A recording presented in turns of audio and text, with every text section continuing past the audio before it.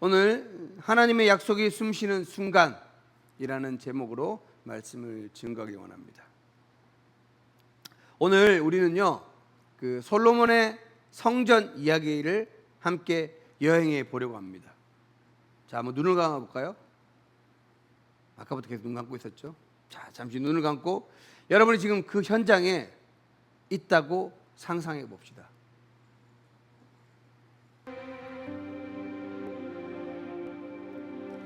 거대한 성전이 드디어 완성이 되었어요. 장장 13년에 걸쳐 지어진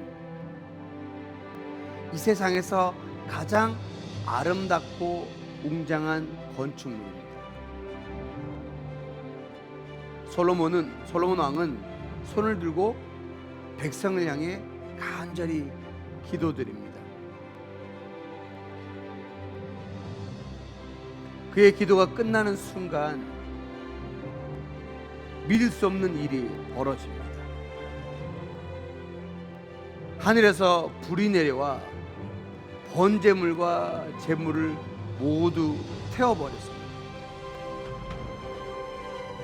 그리고 지금 성전은 말로 닿을 수 없을 정도의 강한 빛, 하나님의 영광으로 가득 찹니다. 여러분, 이 광경을 보고 어떻게 반응하겠습니까?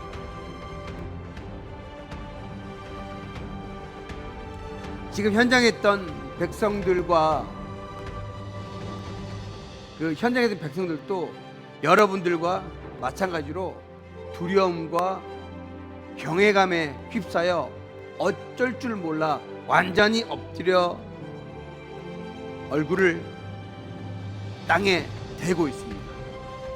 그리고 누가 시키지도 않았는데 한 목소리로 여호와께 감사하자, 그의 선하시며 그의 인자하심이 영원함이로다 라고 외칩니다. 그럼 우리가 여기서 질문을 하나 던져봅시다. 하나님은 왜 이렇게 불을 내리시면서까지 그분의 영광을 드러내셔야 했을까요?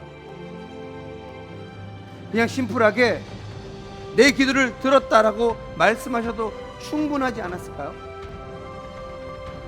그리고 그 벅찬 감동의 순간이 끝나고 백성들이 모두 집으로 돌아간 그날 밤, 하나님은 왜 다시 솔로몬에게 나타나신 걸까요?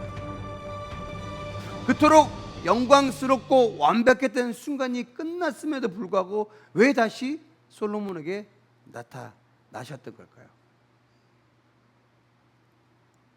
오늘 본문에는 솔로몬의 성전 이야기가 등장을 합니다. 낙성식, 다시 말해서 성전을 모두 건축하고 하나님께 드리는 봉헌식, 완공식을 이야기하는 거죠. 여러분, 우리는 흔히 완공과 봉헌을 중요하게 생각합니다. 제가 전도 시절 때 섬겼던 교회에 재개발 사업으로 인해서요, 성전 건축을 하게 되었습니다. 원래는 길어도 3년이면 끝난다고 했는데 6년에 가까운 시간이 걸렸어요. 우여곡절 끝에 성전이 완공되고 입당 예배를 드리는데 감격의 눈물을 흘리며 영광을 돌렸던 기억이 있습니다. 저도 그때는 그 6년이라는 시간 동안 제가 할 수 있는 최선의 것을 하나님께 드리고 또 여러 가지를 통해서 이 성전이 하나님께 드려져서 하나님께 영광이 됐으면 좋겠다라는 마음으로 기도하며 수고를 했습니다. 그리고 그 성전이 완벽하게 지어질 때 정말 하나님이 크게 기뻐하시겠다, 하나님께 큰 영을 돌린다고 생각했었습니다. 솔로몬도 마찬가지였던 것 같아요. 그는 최고의 건축가들을 동원해 가지고요, 가장 아름다운 건물을 지었고 모든 예식을 완벽하게 준비했습니다. 하지만 하나님께서 불을 내리신 이유는 그 성벽의 완벽함을 칭찬하기 위함은 아니었습니다. 그 불의 의미는요, 이제 이 성전은 내 것이 아니라 나의 집이다라고 선포하는 하나님의 임재의 표시였던 것이었습니다. 그리고 그 영광은 백성들의 노고를 치하하는 것을 넘어서 하나님과의 새로운 관계가 시작되었음을 알리는 신호였습니다. 사랑하는 성도 여러분, 우리의 삶을 한번 돌아볼까요? 우리는 때때로 우리의 노력, 우리의 계획, 또 우리가 이룬 어떤 성과가 완벽할 때 비로소 하나님께 칭찬을 받고 그분께 나아갈 수 있다고 많이들 생각합니다. 그래서 내가 죄를 다 끊고 훌륭한 사람이 되어야만 하나님이 내 기도를 들어주셔. 정리되지 않은 내 삶이 완전히 정리되고 나서야 예배를 드려야지 그 예배가 하나님 받아주셔. 하나님 기뻐하셔 라고 생각합니다. 그러나 하나님은요, 우리를 너무 잘 아시는 분이세요. 그러게 우리가 완벽할 수 없는 존재임을 누구보다 잘 아시는 분이십니다. 하나님은 우리의 완벽한 계획이 아니라 우리의 간절한 마음을 받으시는 분이십니다. 우리 삶의 어떤 부분이 완벽해서가 아니라 우리가 주님께 드리는 그 마음을 보시고 응답하는 분이시라는 것입니다. 우리 하나님은 우리의 마음, 즉 중심을 보시는 분이십니다. 그래 하나님 원하시는 것은 완벽한 우리의 모습이 아니라 솔직한 우리의 모습을 원하시는 분이십니다. 하나님의 응답은 우리의 노력이 끝나는 지점, 즉 우리의 진심이 시작되는 곳에서부터 시작된다고 볼 수 있습니다. 하나님은 성전 봉헌식의 모든 축제가 끝나고 모두 돌아간 그 고요한 밤에 솔로몬을 다시 찾아오셨습니다. 그리고 아주 중요한 말씀을 하십니다. 내 눈과 내 마음이 항상 여기에 있으리라. 여기서 말하는 여기는 단순히 솔로몬이 지은 성전을 의미하지 않습니다. 하나님은 만약 백성들이 죄를 짓고 우상을 숭배하면 그 성전을 버리겠다라고 오늘 20절에 경고하셨습니다. 자, 한번 볼까요? 자, 한번 말씀 봅시다. 시작.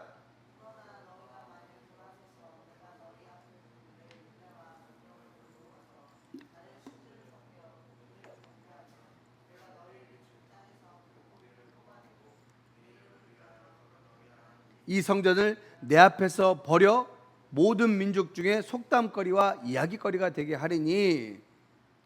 자, 하나님은요, 백성들이 죄를 짓고 우상 숭배하면 어떤다고요? 그 성전을 버리겠대요. 오랫동안 공을 들였던 그 성전을 버리겠다고 말씀하십니다. 여러분, 그럼 진정한 성전은 어떤 성전일까요? 이 말씀에 비춰본다면 진정한 성전은 하나님의 약속이 숨쉬는 곳. 그럼 그 약속은 어떤 약속일까요?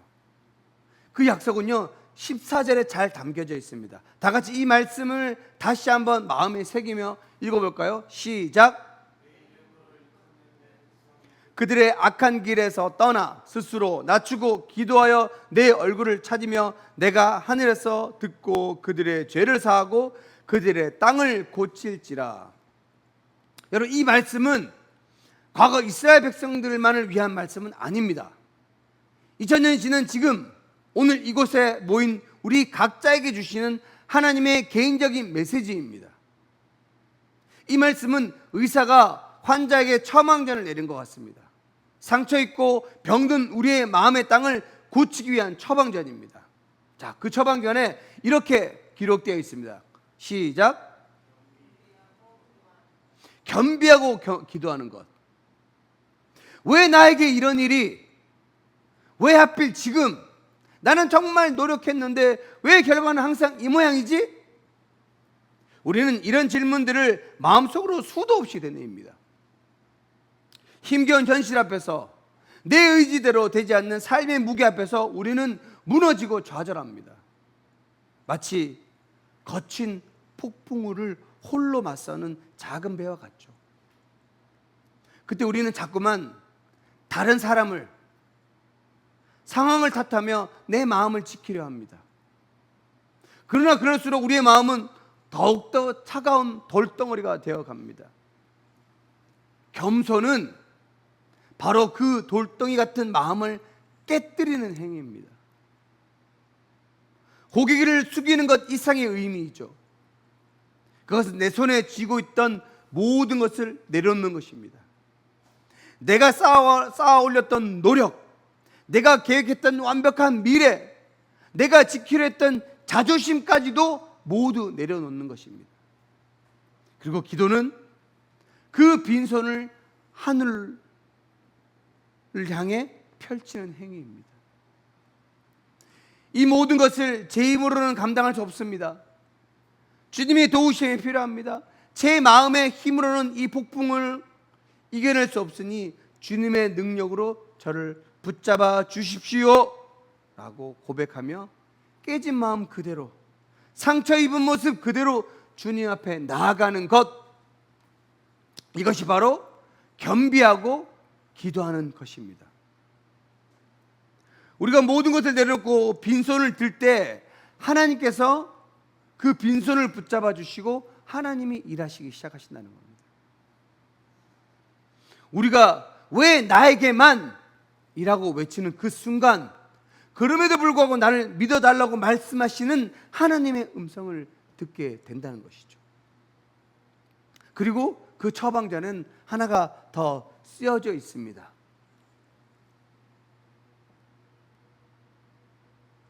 함께 읽어볼까요? 함께 읽어볼까요? 악한 길에서 떠나는 것. 입술로는 주여 외치지만 삶의 현장에서는 세상의 방식 그대로 살아가는 우리의 모습을 직시해야 합니다. 마치 한 손으로는 십자가를 붙들고요, 다른 한 손으로는 스마트폰을 연 채 세상의 값진 것들을 탐하고 있진 않는지 돌아봐야 한다는 겁니다.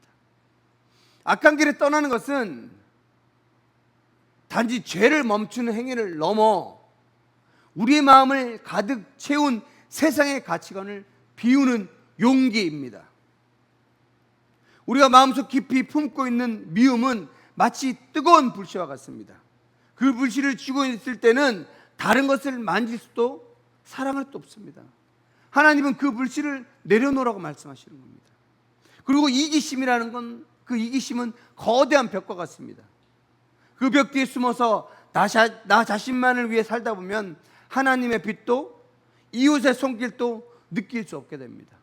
하나님은 그 벽을 허물고 세상 속으로 걸어가라고 말씀하시는 겁니다. 그럼 분노는요?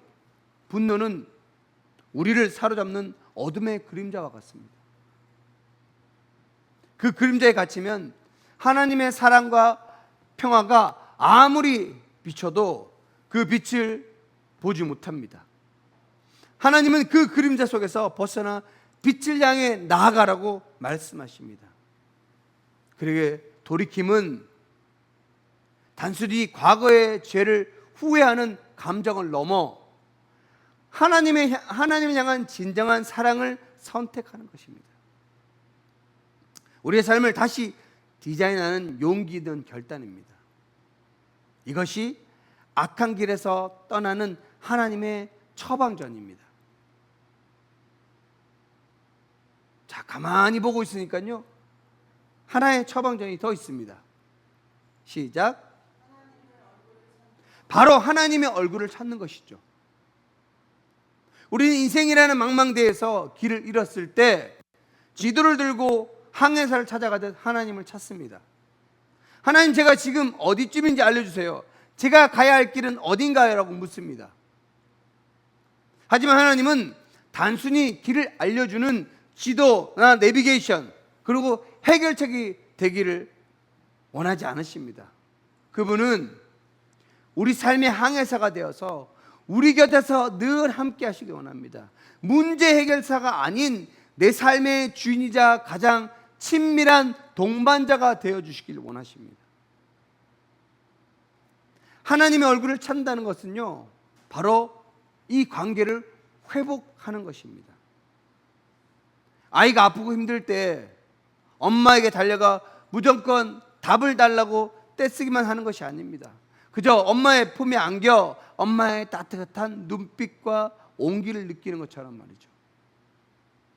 마찬가지로 우리도 삶의 고통 속에서 주님 이것 좀 해결해 주세요, 주님 저것 좀 해결해 주세요 라는 말만 반복하는 대신 그저 하나님의 품에 안겨오십시오. 그분의 따뜻함과 그 따뜻한 눈빛을 느끼고 괜찮다, 내가 너와 함께 있다 라고 하는 하나님의 사랑의 속삭임을 들어보십시오. 우리가 고통의 짐을 내려놓고 하나님 한 분만으로 충분합니다 라고 고백할 때 우리의 눈은 비로소 하나님의 얼굴을 바라보게 됩니다. 그리고 그 순간 문제 해결을 넘어선 진정한 평화와 사랑을 경험하게 될 것입니다. 여러분, 오늘 여러분의 마음의 땅은 어떻습니까? 마태복음 13장에 예수님은 씨 뿌린 자의 비유를 통해 우리의 마음밭을 말씀하셨습니다. 혹시 우리 마음은 돌밭이 되어버려 말씀의 씨앗이 뿌리내리지 못하고 있는 건 아닙니까? 말씀을 듣고 기뻐하지만 환난이나 박해가 오면 금세 넘어지는 우리의 연약한 모습일 수 있습니다. 혹은 가시덤불이 무성하게 자라 있지는 않습니까? 세상의 염려와 재물의 유혹이 말씀의 씨앗을 막아 그 열매를 맺지 못하게 하는 마음입니다. 아니면 끝없이 반복되는 죄악의 습관들로 인해 황폐해진 길가밭과 같지는 않습니까? 말씀이 마음에 들어오기 전에 세상의 악한 영들이 와서 그 말씀을 빼앗아가는 마음입니다. 하나님께서는 오늘 우리에게 그 땅을 고쳐주겠다고 약속하십니다. 하지만 그 약속은 우리가 먼저 겸비하고 기도하고 악한 길에서 돌이켜 하나님의 얼굴을 찾을 때 이루어집니다. 옥토가 되어 말씀을 완전히 받아들일 때 우리는 비로소 하나님의 풍성한 열매를 맺게 될 것입니다. 그때야 비로소 하나님의 약속이 숨쉬는 순간입니다. 사랑하는 성도 여러분, 이제 우리에게 필요한 것은 화려한 복원식이 아닙니다. 완벽하게 준비된 예배도 아닙니다. 우리의 삶의 자리에서 우리의 마음을 하나님께 온전히 드리는 것, 주님 앞에 우리의 연약함과 죄악을 솔직하게 내려놓고 하나님을 찾는 것입니다. 이제 우리 삶의 모든 영역을, 우리의 마음의 땅을 주님께 온전히 봉헌하며 이렇게 기도하면 어떨까요? 우리 함께 저 눈을 감고 저를 따라하시기 바랍니다. 하나님, 저의 삶을 주님께 드립니다. 저의 마음의 땅을 주님께 봉헌합니다. 저의 상처, 아픔, 죄악까지도 주님 앞에 내려놓습니다. 제 삶의 모든 부분을 주님의 불로 태우시고 주님의 영광으로 채워 주시옵소서. 저를 고치시고 저를 사용하여 주옵소서. 예수님의 이름으로 기도합니다. 아멘.